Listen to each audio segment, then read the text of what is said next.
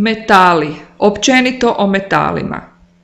Metali su najbrojnija skupina kemijskih elemenata. Nalaze se na lijevoj strani i u sredini periodnog sustava elemenata i zauzimaju 3/4 njegove površine.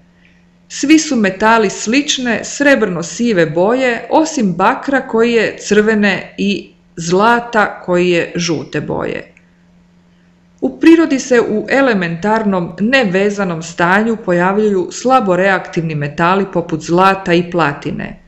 Neke nalazimo i u vezanom i u nevezanom obliku, na primjer bakar i srebro, dok većinu metala nalazimo u obliku spojeva, minerala, u rudama.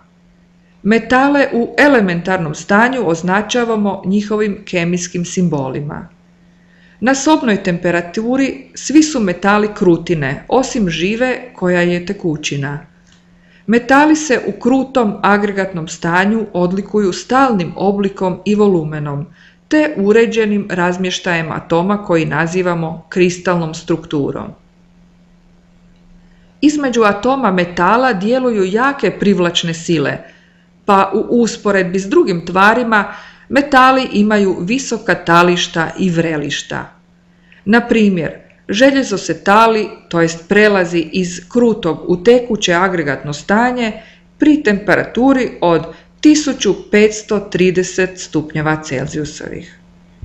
Metali dobro provode toplinu i električnu struju, imaju dobra mehanička svojstva i lako se obrađuju kovanjem, izvlačenjem u žice i valjanjem u limove.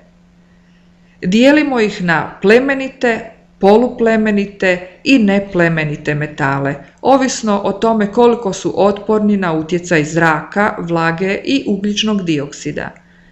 Zlato, na primjer, ubrajamo u plemenite metale jer ne reagira gotovo ni s čim. Željezo je pak neplemeniti metal koji na vlažnom zraku hrđa, oksidira.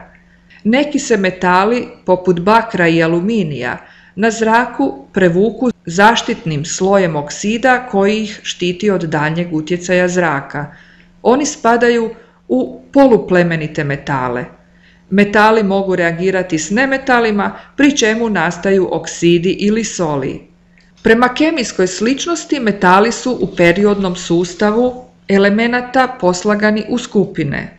Tako su u prvoj skupini periodnog sustava elemenata smještani takozvani alkalijski metali, a u drugoj zemno-alkalijski metali.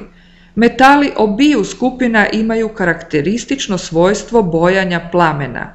Povišenjem temperature atomi alkalijskih i zemno-alkalijskih metala emitiraju zračenje u vidljivom dijelu spektra. Na taj način možemo dokazati njihovu prisutnost čak i u tragovima. Pogledajmo kako soli stroncija, bakra, natrija i kalija oboje plamen. U satno staklo ulijemo malo otopine neke stroncijeve soli. Upalimo plamenik, satno staklo prinesimo otvoru za zrak plinskog plamenika, a metalnu žicu užarimo u plamenu.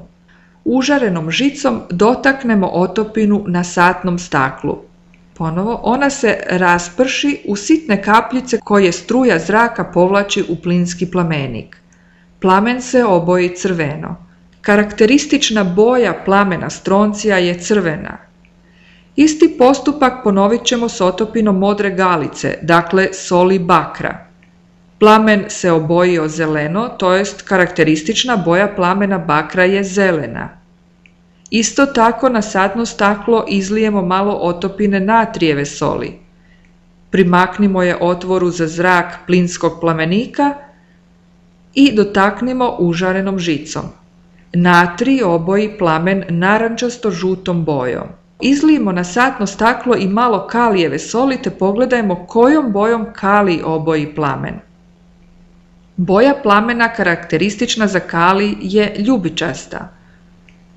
Različite boje plamena stroncija, bakra, natrija i kalija potječu od različite građe njihovih atoma, to jest